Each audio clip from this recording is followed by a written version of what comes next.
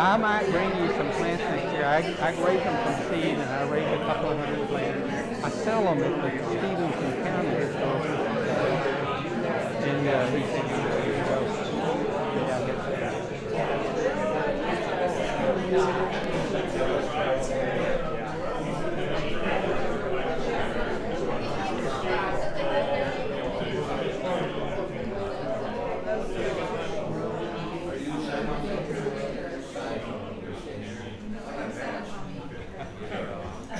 So, welcome to the Cedarville Area Historical Society. This is the last program of the year.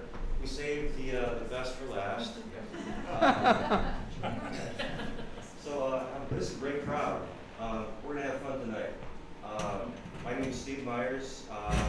I'm with the Cedarville Area Historical Society.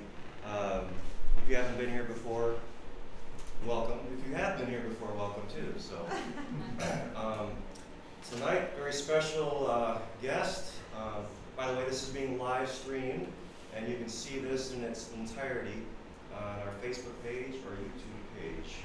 So just go to the museum, just find, Google the Cedarville Area Historical Society, and Google will take you to our homepage. You just click on the YouTube or Facebook link, and you'll be able to watch this later. So, looking forward to a lot of stories. I don't want to take any of Rex's bulk here, but there are going to be a lot of stories. No, I'm not going to say it. you go ahead. I know what you're going to say. We're getting at the end here. We have refreshments. I have a feeling we're going to be here for a while tonight. And I don't see him here. He used to be president. Like, with a reason. I have to work at 4 in the morning tomorrow, so it's okay. I'm a retired Marine, so we're used to no sleep. Sure. So tonight, obviously you all have heard about the Blue Room. Otherwise, you probably wouldn't be here. But if you haven't, you will know a lot about it after tonight, and most of it's true. So we have tonight Rex size. If you've ever walked the Jane Addams Trail past a building like this near Cider Mills, this is the gentleman that you may see hanging out there. So I've enjoyed talking with him and putting these photos together and stuff like that. We got into a lot of stories ourselves. So this mic, by the way, is facing this direction. He has a wireless mic on. The reason for that is I have a feeling there are going to be some stories coming from out here, so I want to record that and document it. So without further ado, I'd like to introduce Rex Sides. Rex.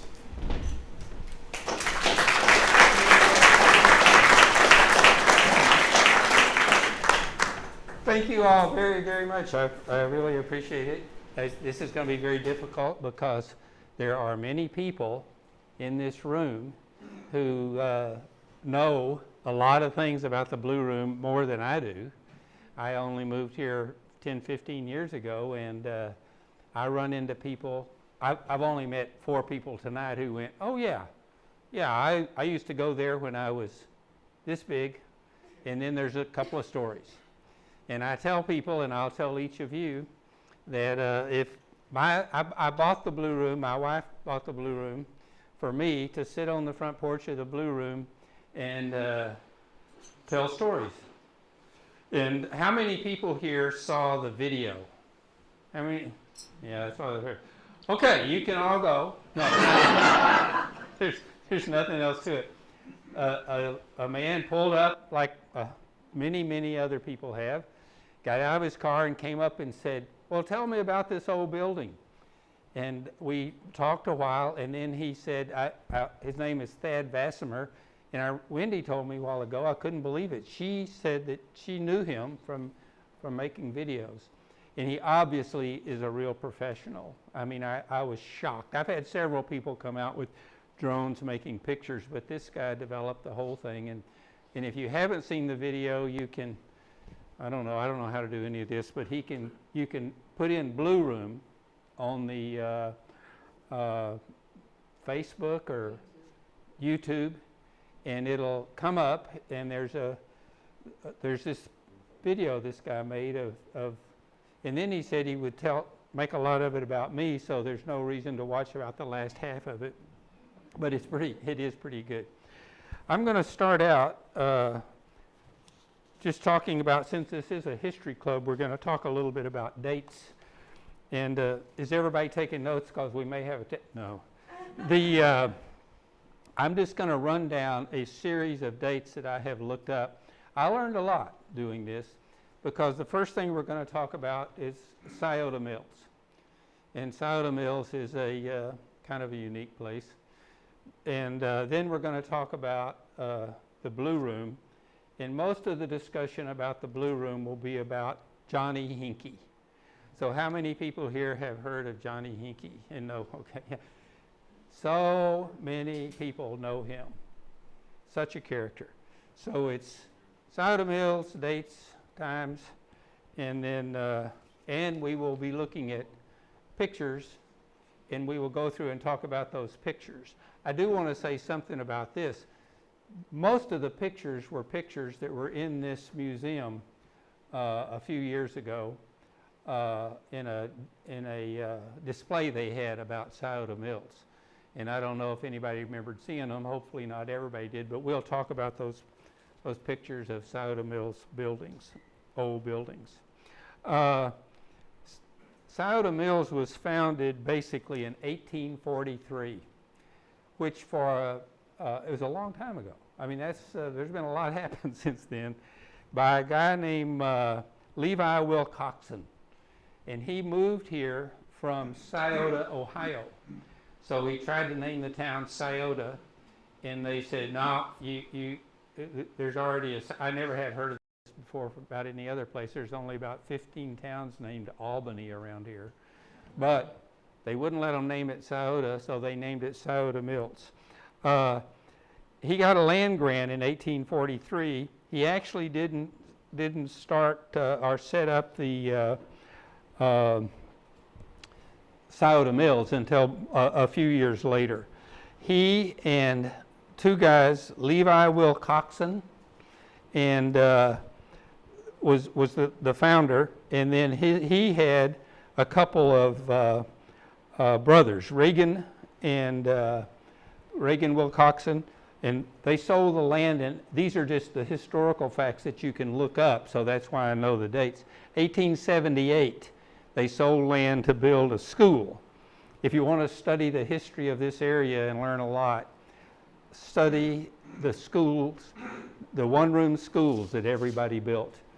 Our ancestors were incredible about not only moving here and setting up a farming communities, but they had schools for their children everywhere. We'll see some pictures of them.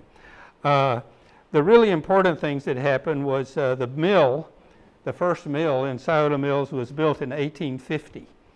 And that's amazing, because at first you think, well, since the railroad didn't get there until 1887, building a very large mill, and the mill was almost as big as the one Jane Addams' dad ran here in town, and it looks a whole lot like it. You'll see some pictures. But I always thought that it had been there until, a few years ago. No, they tore it down in 1824 because once the railroad got running, I guess, I'm not sure why, they didn't need a grist mill anymore. The grist mill that was run, if you're familiar with Scioto Mills, there was a dam across the creek right where the bridge is now. And they ran the water down to the mill and turned a turbine which drove 3 burrs to make grain. And I meant to mention, Tim White brought me a newspaper article. He's the Stevenson County Historical Museum chairman of the board. But he brought me an article about that was from the records of the city for where they got permission to build the bridge across Scioto Mills. So the people from northeast Stevenson County could bring their grain down and have it ground. the listening to what the people did and the way they lived at that time was very, very basic. These guys, Will Coxon, they put in, there's a depot built in 1890 for the train, and the train went in, and the next thing they did was they built a town. It had what does a town need? A cheese factory. So the farmers would have a place to bring their milk. A grain elevator. There's a grain elevator there, and that's where they stored their grain.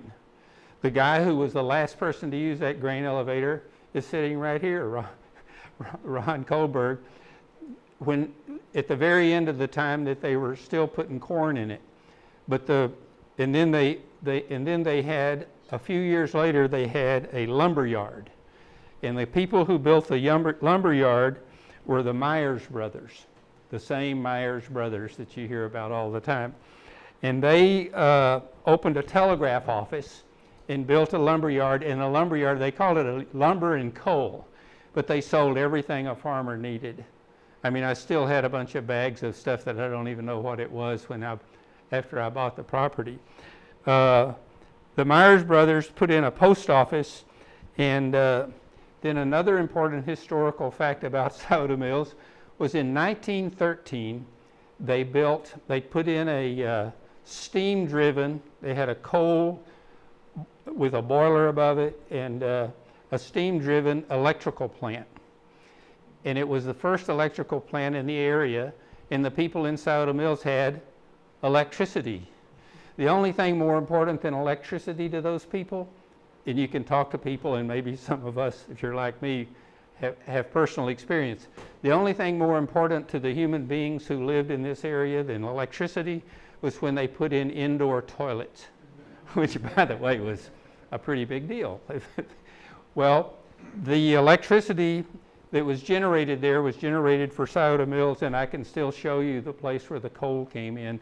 That is a building that my father-in-law owned and that I wound up inheriting. The Blue Room was built in 1920, and it was built only after the grain elevator, or the other mill that I was talking about had been there for a long time. So it was relatively recent. And the old mill was torn down in 1924, which, like I said, that's always interesting. John Hincke bought the Blue Room in 1928, and this whole story will be about John Hincke. The other important date during that time, 1928, he bought the Blue Room, and I'm not sure what he was doing in it, but I can only tell you that in 1933, does anybody know what ended in 1933? Prohibition. Prohibition. And oddly, and coincidentally, without accusing anybody, John Hincke did receive, factually, liquor license number 1 in Stevenson County. Whatever they were doing.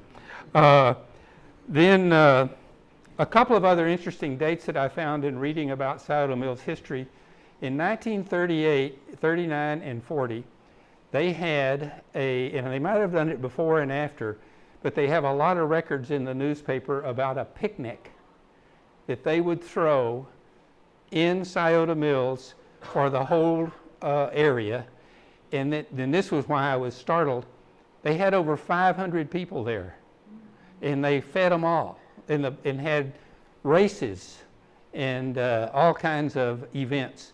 And a couple of people whose names you still know, Jack Perot, are on the list of winners of some of the races when they were like 9 years old. And he's 96. Anyway, that picnic and that kind of event tells you a lot about what the people did back then and how that they lived.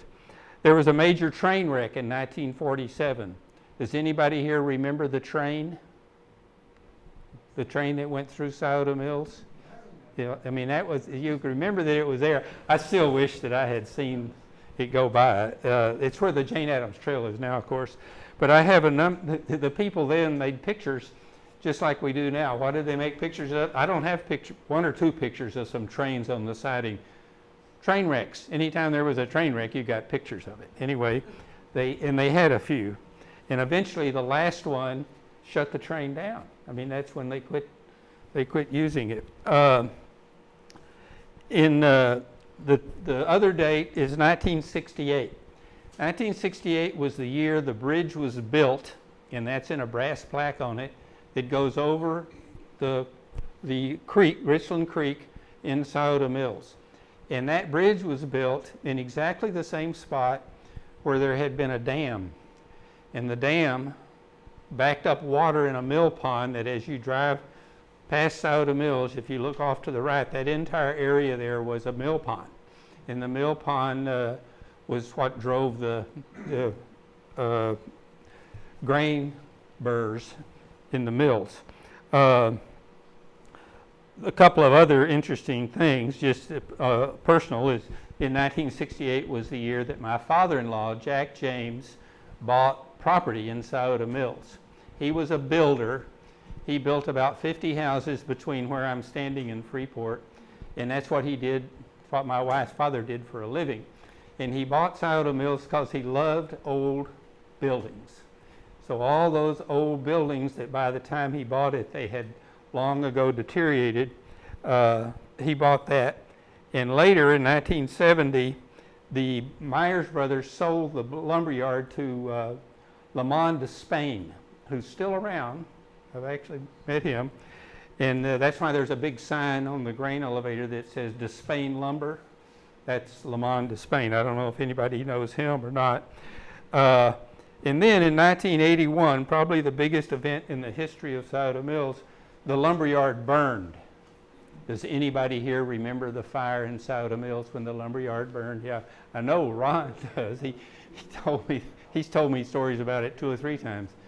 And when the lumberyard burned, the Myers brothers took it back over and my father-in-law walked up to them and said, "Hey, I'm a builder and I'd like this." And so they sold it to him. And that's why I am here today, is because my father-in-law owned the land out there and that property.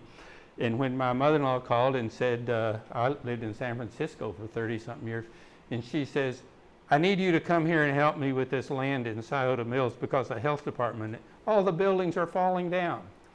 So my wife says, "You know, get in the car," and here we are. The other event that took place in 1983 was that's when Hinkie closed up the Blue Room, and in 1985 he passed away. So that's the years you're talking about. I mean, all these things happened. If you're like me, you're going, well, 1985, that wasn't very long. It was a long time ago. And you have to find out the things like that. Scioto Mills was founded, as I mentioned, by Levi Wilcoxon with his brothers. And the guy who came with them and was their cousin from Scioto, Ohio, was a guy named Thompson Crockwell. And that's a name that you're all very familiar with. If you drive down the highway and you pass the cemetery, it's the very first tombstone you see has Crockwell written on it, and that's him. And he was the primary developer of the town of Scioto Mills. He bought the mill and ran it for 40 years, and he did a bunch of other things too. He was, like I said, a cousin of the Wilcoxon. He hired a guy, and these are a few names, and everyone here will know somebody by some of these names. He had a guy who worked for him named Fred Zimmerman. And this guy, Crockwell, had to be another one of those very interesting people. He had a number of business deals going on, and he built the house. If you're in Scioto Mills, it's the house where that Tim Mickle and Betty live now, the big house on top of the hill. And that house was built by this guy, Crockwell, but he was single, and he had this guy working for him, Zimmerman, and so he put him in the house. And Zimmerman kept care of the house and raised his children, and they had a place, and they fed and kept care of the old man. The old man was most famous all over the area for he was a bee expert, among other things. And when I hear these stories, it causes you think about how the people lived. Every year, they had an event in which he would go where he had located a bee tree. And they would go to the bee tree, cut it down, and shovel tons of honey into it, and they had the honey for the whole year. And that was very important. And he supervised all of that. He also, and this is what a character he was, he had 2 stallions. And of course, this was back in horse days. And these 2 horses were his pets. So he had Zimmermans taking care of them, and he told the Zimmermans, I love this, he says, I'm getting old, I'm gonna die. And as long as you take care of those horses, you can keep this house. And that's exactly what happened. He passed away. The horses lived several more years. Now, I don't know the rest of the story about what happened at Zimmerman and how that house transferred down the line, but it is interesting that the guy loved his horses so much that he made such a big deal about taking care of them. Let me see.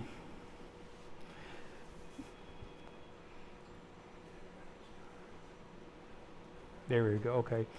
In 1890, I mentioned the Myers brothers. Michael Myers opened the lumber and coal yard.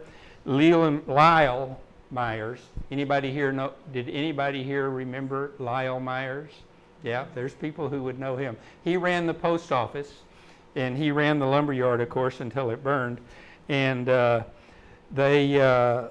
was and his brother were the people who maintained the town while it was during its most functional period, and everybody used it for bringing their grain and all that. Then another guy that I should, here's an interesting thing too that I thought. Scioto Mills Road that connects Scioto Mills to the Highway 26, it was not completed until 1940. That's pretty interesting, you think about it. And if you look at, we'll see some of the pictures of what the roads looked like back then. They weren't like what we have now. Another guy that I should mention is a guy that many of you have known named Rigney. Arlen Rigney was a politician who was elected to more than one office, and everybody knew who he was. You can hardly go without talking about it. But now we can talk about Johnny Hinkey, and tell a few of those stories. Johnny Hinkey was, as I said, born in 1895, and he died in 1981. And his father was Henry Hinkey, and his mother was Katie Hinkey, and they both also, Ron brought me he looked at their graves today, and their graves are up there close to the one that I was just telling you about. Johnny, like I said, bought the Blue Room in 1924. Is that what it was? And then he became a legend almost immediately. The Blue Room itself, this is the picture of it, like it is. It didn't look much different than that. And we'll see some more pictures of it. Do you have the next, can you see it? That's a picture of it from the back. Everyone loves the metal, and I can tell you from being an old building person, you put a metal roof on a building, it'll still be there 100 years later. Other buildings that I've had, not so much.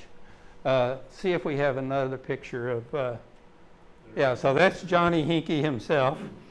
Johnny Hinkey was, that's him sitting in the Blue Room smoking a pipe. And I have a picture over here of him. If you want to look at it, you can look at it later. This is a picture that was painted by Feisel. Does anybody know who I'm talking about? Ken Feisel. Yeah, and I always say his name wrong. Feisel is correct. The son's name is David. David. David probably was the artist. And his grandson's name is Tom.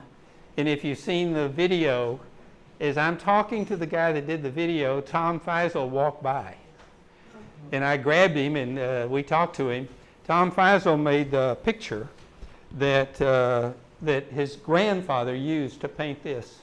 And he went in the Blue Room and snapped a picture, which we may have one of. So let me see the next one. That's just the inside of the Blue Room and the same thing, but that's exactly, apparently, that's what Hinkey did most of his time. He never gave the tavern a name. Johnny Hinkey never called it the Blue Room. He just said it's a tavern. And he never put any kind of sign anywhere that that's what he did. People just went there. He did not have a bar. He did not have a bathroom. He did not have anything. It was just a room. And it had 4 or 5 tables in it. Big. One of them was a big round table where people played cards. I hate to. There are pictures of people who were in there drinking. Dexter Knowlton went in there with him, and how many people here know Dexter Knowlton? Everybody. And when you start talking about the Blue Room, you start talking about Dexter and Hinkey. They were very, very close friends. They did a lot of things together. He ran the place for all the time that he did it, and he never married. He ate lunch with his sister. He slept in the Blue Room. I've had stories where people say that he never drank, but I've had people tell me that he did drink. But if you talk to enough people, and I've talked to a lot, they tell you every kind of story that they can. One of the stories that you will hear the most often, story number 1. My father-in-law told me this before I ever had been to Scioto Mills. He said, this guy had this bar, and he refused to put in a toilet. And so, of course, as time went on, he's selling beer, and he's got guys like Judge Knowlton and a number of other officials, and he still wouldn't put in a toilet. So finally he went and got a toilet, and he walked in, and he set it, porcelain toilet, down in the middle of the floor and said, there it is. And they, card tables around it and everything, they left it like, no, you got to hook it up. So he went, okay. So he, and most of the time people, and I hear 100 stories about people, we used to go out there with my dad, and we would sit in the car because he would say, there's no place, go to the bathroom before we go, because there's no bathroom. But what everybody did was they went out on the front porch, and as a matter of fact, one lady came to me and she said, well, I would come down here with my girlfriends, and we'd go up and sit on the front porch, and there's a house up above, and he said, we would sit down there and we got our health education watching the guys come out on their porch. I know it, I died laughing. I'm going, he said, they didn't pay any attention. And so, and it does have an outhouse. It's the only outhouse I have ever seen in my life that has electricity wired to it. So it just, I don't know, I have no idea what that means or why. But anyway, eventually Hinkey did put in a toilet, and he put it in a room and closed the door and put a padlock on it and never opened it. And they finally got off of him. I can tell you now, since I have owned it, that there is a toilet in there, and it does have a door on it and whatever, and it's clear that that was added on much later than the original Blue Room. A couple of these stories are, like I said, on the video, but some of the best stories that I've had. I had a guy come over one day and sat down on the porch, and he said, I used to come over here when I worked at the lumber yard, and one day I came over here, and Johnny Hinkey says, what's wrong with you? And it was just me and him. I said, what? He said, no. So he said, okay, I'll tell you what's wrong with me. I'm getting married next week, and I was going to have a farm. And I was going to go, we were going to move out onto that farm, and I just found out that I have to give them $4,000, and I don't have it. And he said, come here. And this guy took me into a back room of the Blue Room, put his hand on a shelf, said there was a cardboard box sitting right here. Johnny Hinkey took the cardboard box, sat it down, took out $4,000 and counted it out, and put the rest of the money back in the cardboard box and set it back on the shelf. And he said, I sat there and went, oh, okay. And he said, you can pay me back on paydays. And he said, for the rest of the time I worked there, I would go over to his place on Friday afternoon and pay him the money that to pay him back the money. And I mean, is that a great story? And you know, when people go back and show you he wasn't making that up. He really did that. Everyone has told me often, everybody knew that Hinkey had a whole lot of money. Does anybody know where he got it? I assume, and the story goes, that he got it from selling whiskey and moonshine to Al Capone. Now, you know, those kind of stories are like some of the stories that Jim Bay told me. He said, you can believe some of these stories, but they're not all of them. I don't know, there's no verification of how Hinky got his money, but it was obvious from everybody that he had a lot of money. He had money to give away or to take care of people. And one of the other stories that you hear often that Dexter Knowlton talked about was they would go to a Cubs game, or they would have other kinds of events where they would travel somewhere. If you went with him, you could not spend a dime. Hinky would pay for everything and demand that you just shut up about it and let him do it. And he says that's how he was. Does anybody here, I asked how many people ever met Johnny Hinky. Some of you knew him, yeah. Does anybody here have any other Blue Room stories? Yeah, my Uncle Wes lived in West Law. John Yeah. Wesley Law lived in Cedarville, and I lived in Rockford. And he worked for Rockford Blacktop, and he would pick me up on a Friday night, and we'd come over to have supper at my house. And he'd come over, and I was young enough, I can remember holding my big teddy bear, and we go in the Blue Room, and I got my pop, and I'd sit there till I got tired, and you'd just see that cloud of smoke coming down. That's a great story. Now then, that story, telling me a story like that on the front porch of the Blue Room gets you a spotted cow. That's my deal. And I have heard a lot of stories. I have had 50 people, not exaggerating, had somebody today do this. They walk up, they point at the Blue Room, and I come out and go, and they say, had my first beer right there when I was 15 years old. And I mean over and over again. And you're talking to people who say, oh yeah, we would walk down here from Red Oak with our 22 single shot, and we would come in here, and he sold beer and bullets. That was the two things that you could buy there.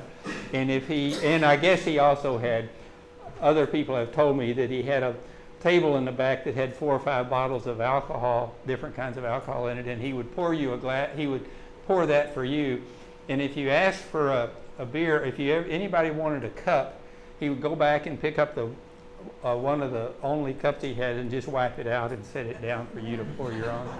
In other words, he didn't, it wasn't a very typical place in many respects. Another story all the time was, there was a guy who worked at the lumber yard, and he said, when it snowed, my boss told me I had an outstanding job. I would have to go out on the train track and look in the snow in the morning to see if I could find the tracks, because they knew that Johnny Hinky every night would walk down the railroad tracks to the coal bins, which are right on the railroad tracks down the way a little bit on the Jane Addams Trail, and he would steal their coal in a bucket and bring it back, and that's how he kept the Blue Room warm. And of course, you see in the picture the fabulous old stove. What would I have given to have been there? When they auctioned off all the stuff that was in the Blue Room, they got, I forgot what it was, but I think it was $15,000 worth of stuff. And they were a lot of guns, rifles and the like, and that stove. And the person that then bought the Blue Room was a guy that many of you know named Lyle Babcock. Anybody know Lyle? Was my next door neighbor. By the way, he's doing very well. He lives in Indianapolis with his children, and where his children live. And I have recently seen pictures of him, and he's doing a lot better than he was when he left. And he's winning everybody in his old folks' home to the Lord. That's what Lyle Babcock does. Anyway, I started talking about Lyle. I'll be talking about him. Lyle bought the Blue Room and owned it the whole time. And when he got ready to leave, my wife told him, you know, we'll take it. So we bought it. We're old building people. What can I say? And it's like my father-in-law was. I love old buildings, and that one is. It is a classic old building. Any other stories? Anybody else know? Was anybody else ever in the Blue Room? Do you remember going there? Well, I was just gonna say, a story about Johnny Hankey's auction. You mentioned he slept in the blue room, and he had a coverlet made from old overcoats. Many old overcoats. And we bought that at the auction, Oh, wow. and that thing, my daughter still has it, and it weighs a ton. If It's you a get in cupboard bed with made that from over old- you, you don't move. That is, so the other person that I failed to discuss or talk about very much is Esther Hutmacher Perot. Yeah. And She lives Harriet, down here. thank you. Is she here? No. Is there anybody related to her here? So I've been looking for you for a long, long time. What a fabulous woman she was, and she was Hinkey's sister, right?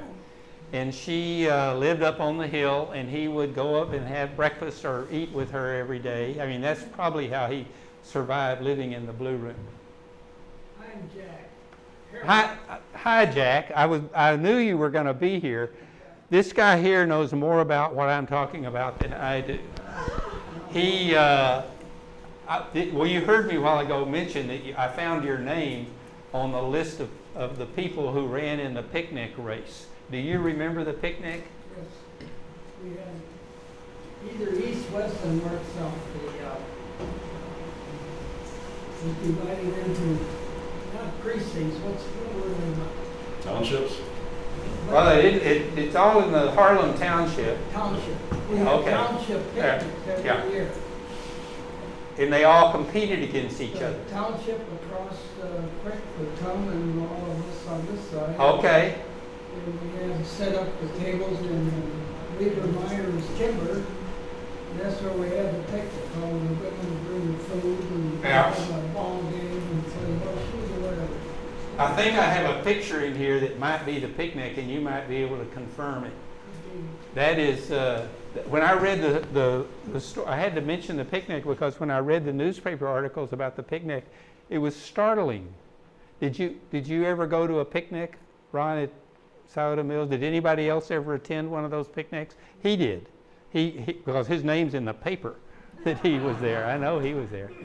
Very interesting. Any other stories? I'm glad I was looking for you. He came down and sat on the porch, and we had some conversations. On the railroad up in Freeport, hiked up here on the railroad from Freeport. When we got up here, we were thirsty.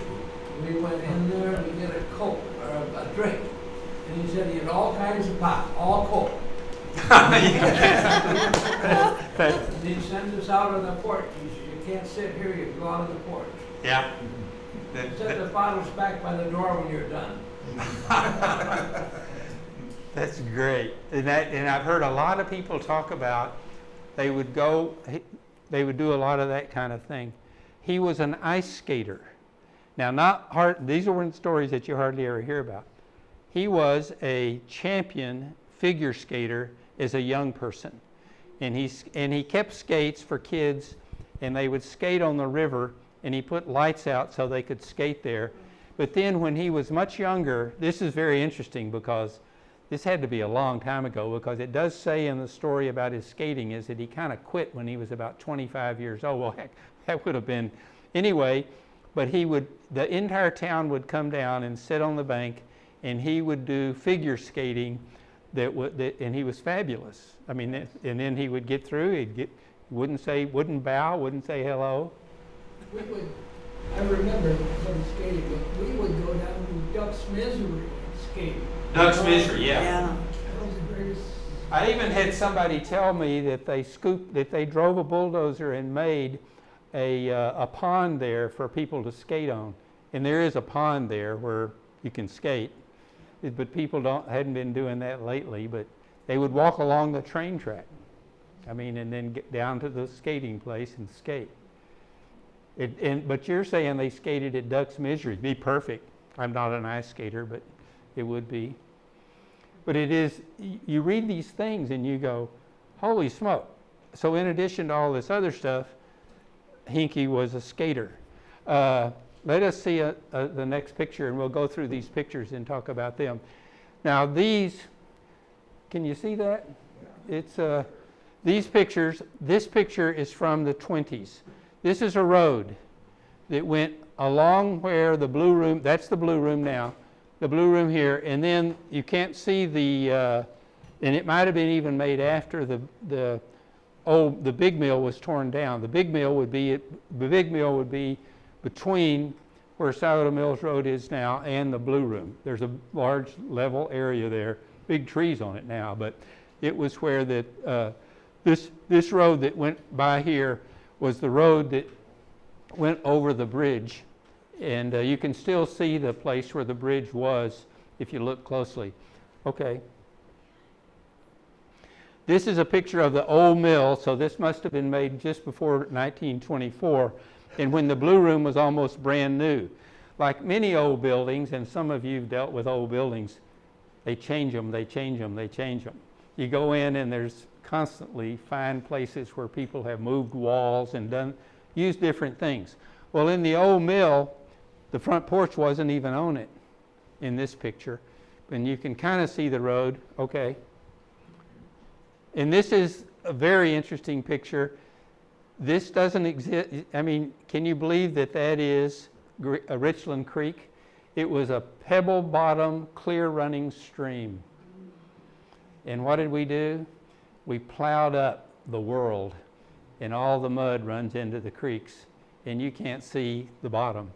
But this was the old mill.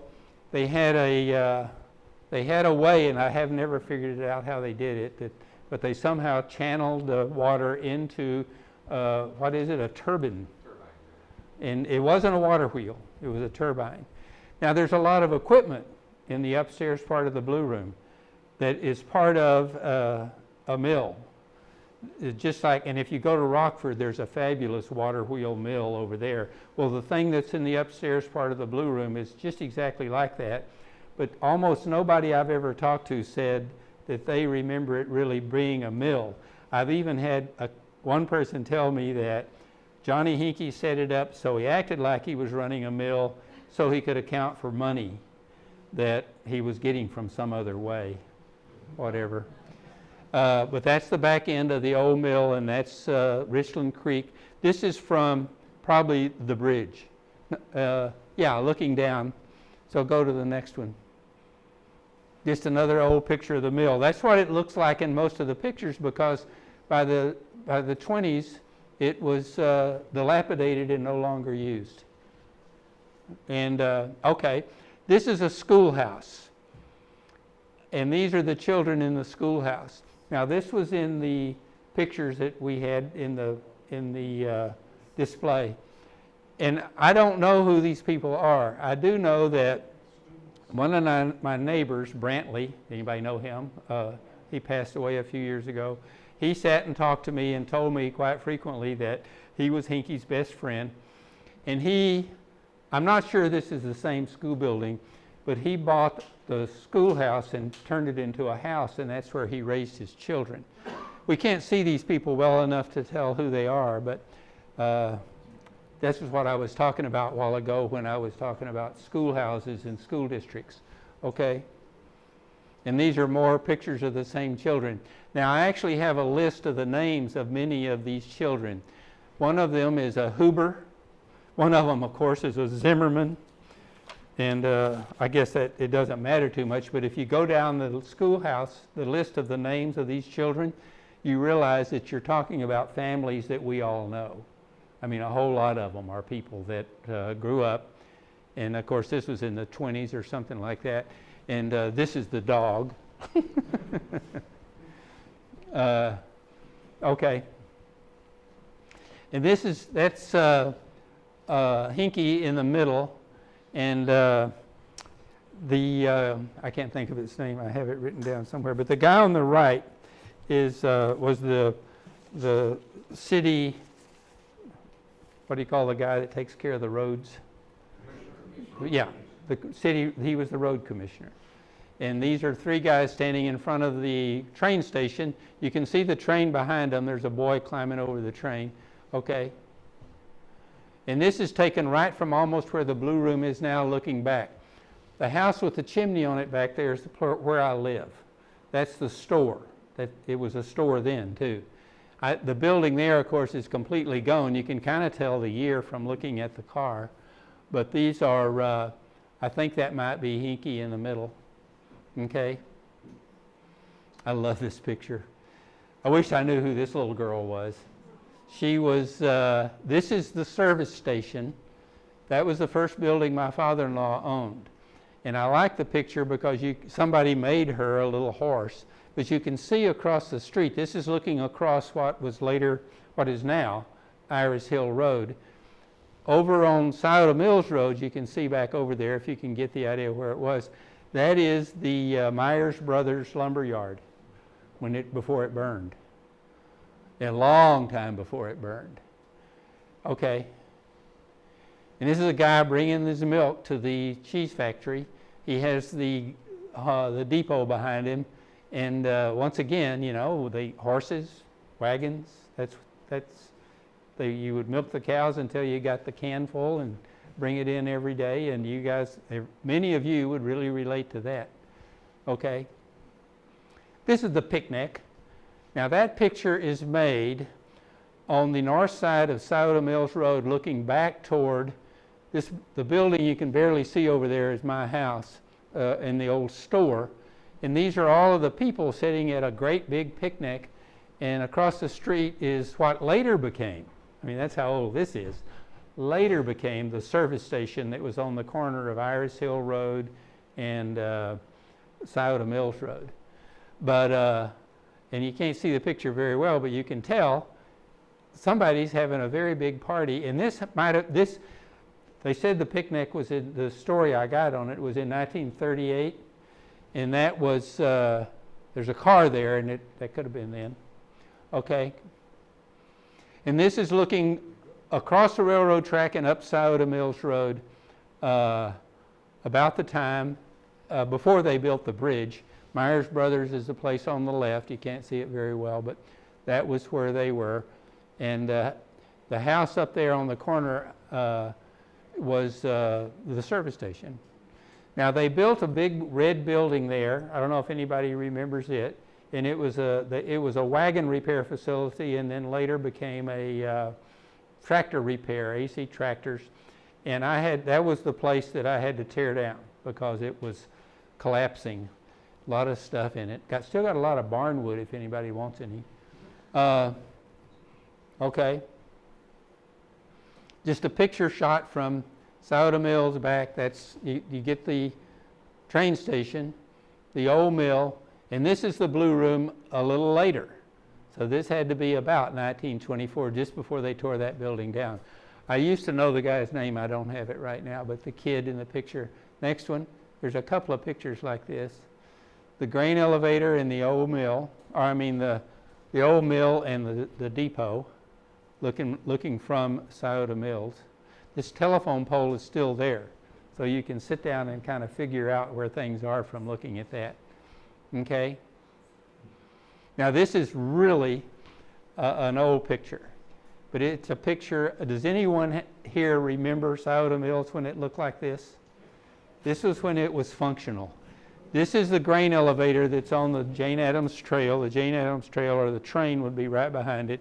This is the loading dock full of nothing but, looks like they're putting wire or something there. This is the cheese factory. And if you look, you see the curtains in the top of the cheese factory.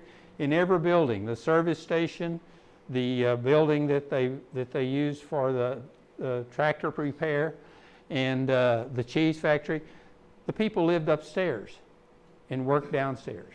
That's how they did it. And the cheese factory's still there. I wouldn't go in it if I were you. It's about to fall in, and it's completely full of lumber from buildings I've had to tear down. But that's looking, if you're standing in the middle of Scioto Mills Road and looking down, looking north, that's what it looks like. You can walk around and see most of this stuff. The front end of this building here had a porch on it. There was a place where that they would drive their tractor up on the porch and run. Many of you farmers will understand this. They would run the big steam tractor, and it had a wheel that turned on it, and they had the belts that ran up and turned the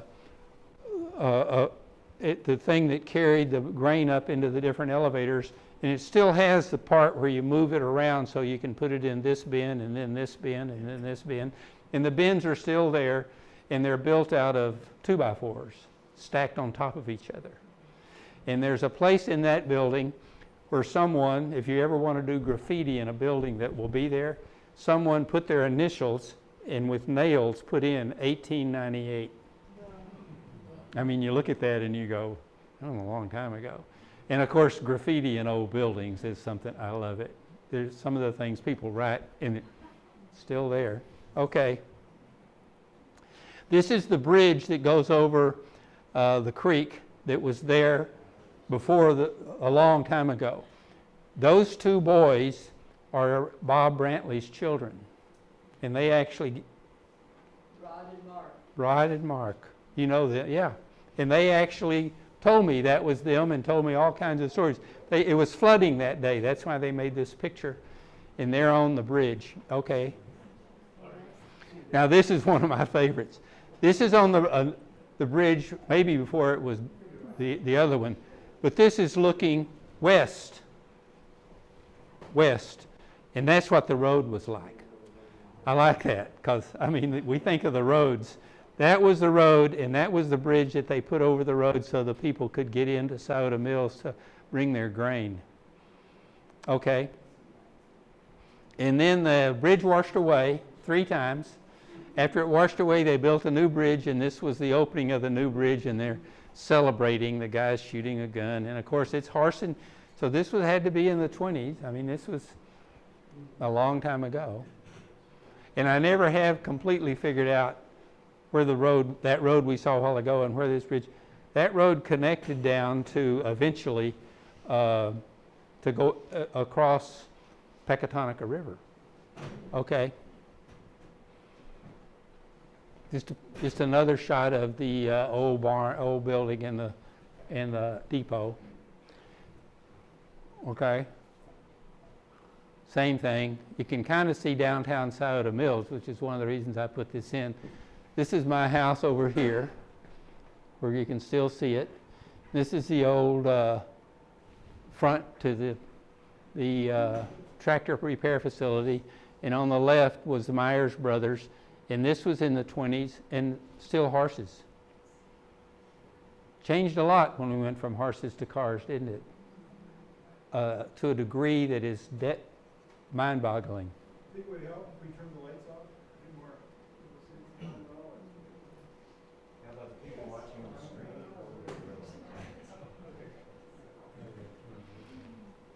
Okay. Is there another picture? I don't know if there are anymore. Nope. I love it. That's the old depot. The depot was the Johnny Hinkey story about the depot was that the train stopped, and so the depot was still there. So they put a fence around it because it was hadn't been torn down. And he heard a bunch of people over there, and he walked out on the front porch of the Blue Room, and there were some guys who appeared to be wrecking it, whatever people do to old buildings. And he went back in and got a .22 single-shot rifle and shot them. And he hit one of them, and they both went and got in the car and took off. And he thought about it for a minute, so he went and got in his car and drove into town, and the cops were there. And he said, okay. And the cop said, yeah, they told us you shot them. And he said, yeah, I shot them. They were tearing up the depot. And the cop said, okay, with a .22 single shot. I mean, usually all that's going to do is make somebody, you could kill them, but it just made these guys mad. But they didn't come back. And that's the story. That's another one of those stories that's in the on the video. Is Hinkey is get ready to go. He never opened the place up, and he never closed it. I mean, he didn't have hours or anything. He said eventually, I didn't want people to come in because only drunks come in after 10 o'clock. That was a comment he made a couple of times. But then he said, at 11 o'clock one night, he was still up, and the guys came in, he got him a beer, and they robbed him. And so they took him and shoved him into a closet, and if you do a tour of the Blue Room, you always get this story. They shoved him into a closet and locked it. Well, that closet opens up and goes downstairs and outside. So whenever they ran outside, he was out there waiting for them, and they just pushed him down and left anyway. He got robbed 2 or 3 times, one time by a girlfriend. And he does have a room upstairs that has some very nice, completely out of place wallpaper on it, and was obviously finished off very nicely.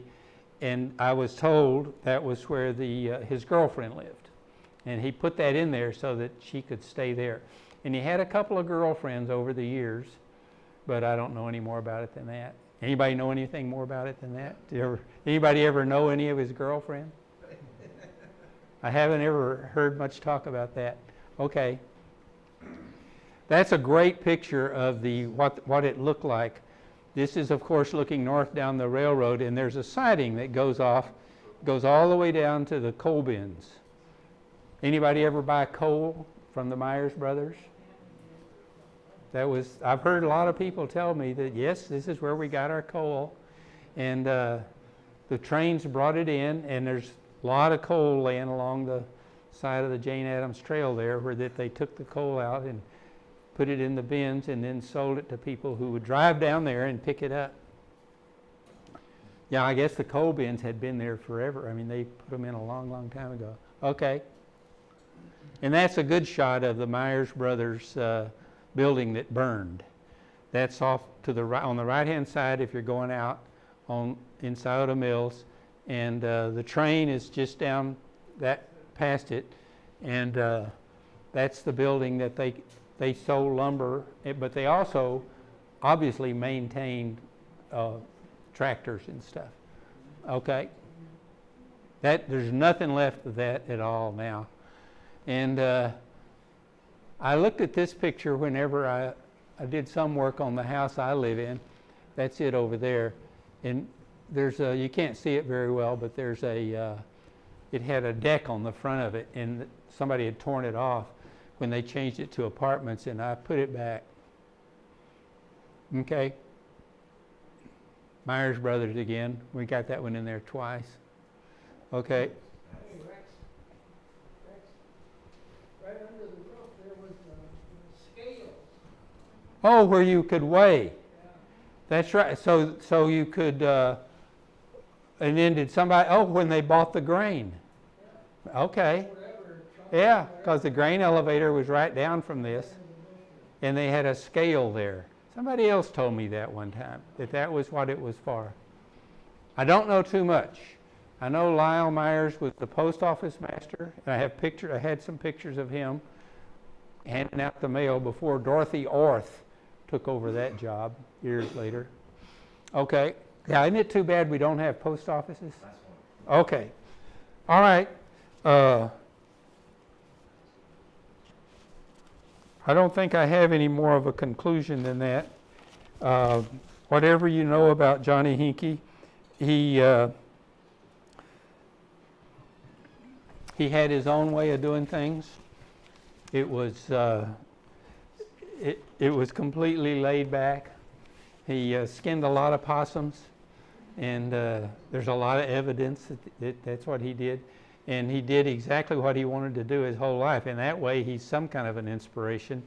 But if you look around you, you will discover that Northern Illinois apparently breeds and creates characters and people who do what that they want to do and live a life that they want to live. And each of us and every one of us need to spend a lot of time thanking the Lord for the incredible blessings we have to live in this area where for a long time it has been a place where people can live and do well, and there's a lot of places right now where that's not taking place. Okay, thank you very much.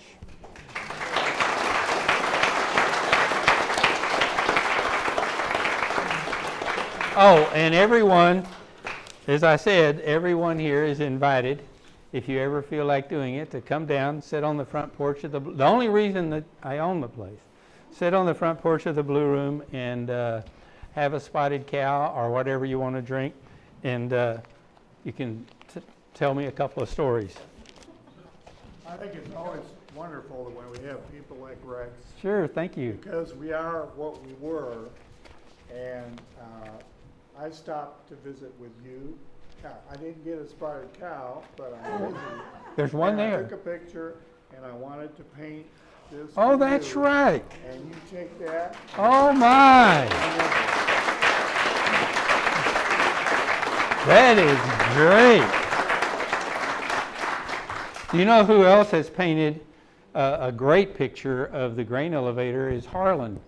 Harlan, didn't you paint a picture of the grain elevator?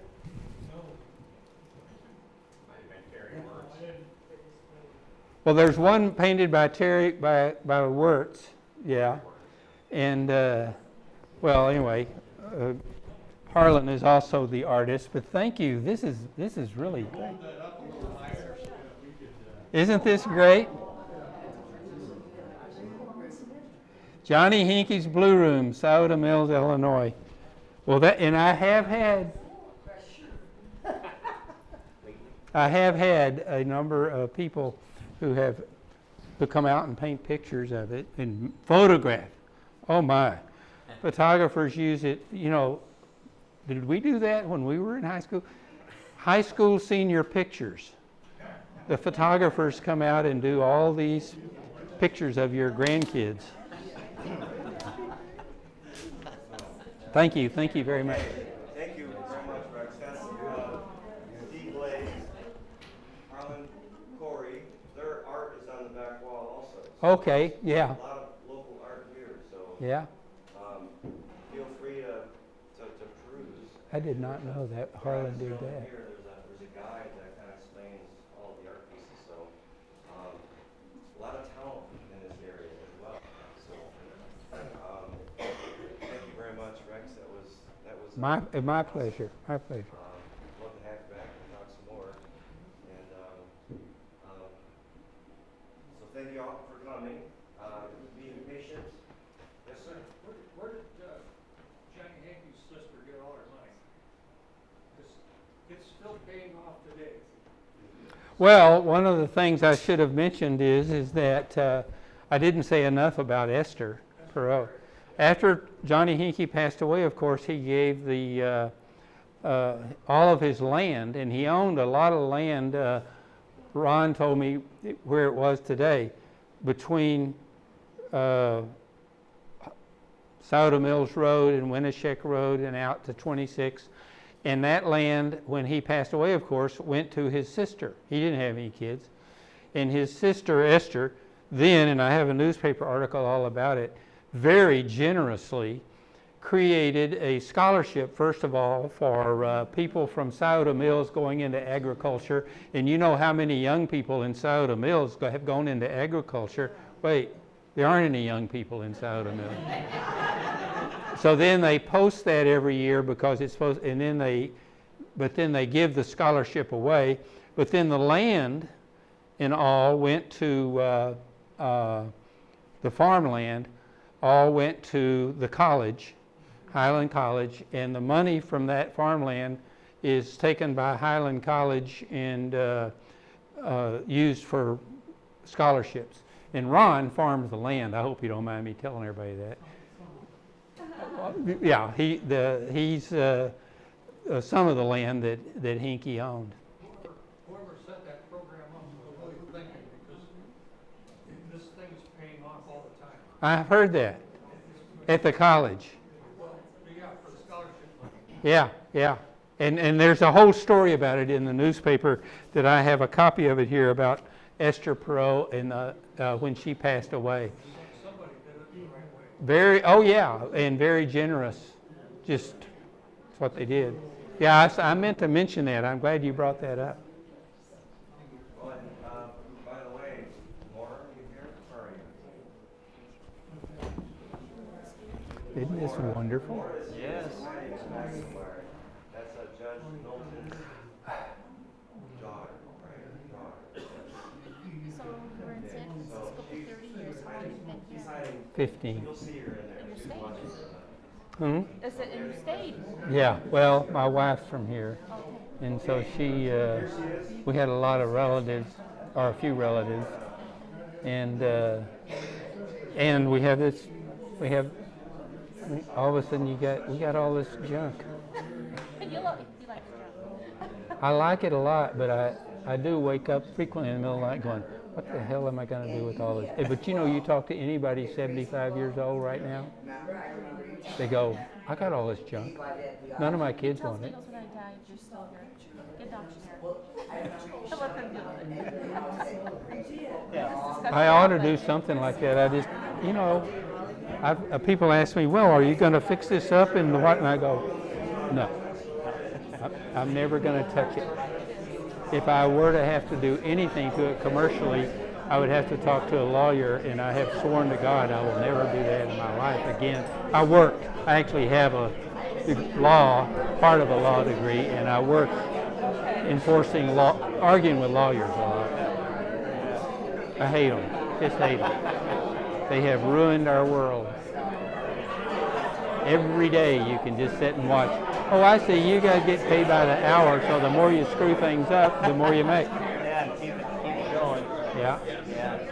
We were riding bicycles down the trail by Oh, yeah. the room one time, and we stopped to take a little break, and I told my wife, I said, "There was a judge that used to come here. You were out in the yard working, doing something, and you overheard us and said, Dexter Norton." Yeah. And I was like, wow, okay. And everybody here, there's a bunch of, Dexter lived in this town. Everybody knows him. Hi. Okay. That was great. I didn't get hit. Rex. I was trying to maneuver myself into a parking space. And that's why I even had my lamp. Great. Anyhow, your name is, what was your last name? Sides, S-I-D-E-S. But my wife's name was James, and her family, and she grew up in Freeport and knows everybody in Freeport. Okay. So you know that my Scioto Mills history. Okay. Are you that guy with the property with all the Christmas lights? With all the what? Christmas lights? No, that is Marion, and he lives up on the corner, and he's a good friend of mine. He comes by often.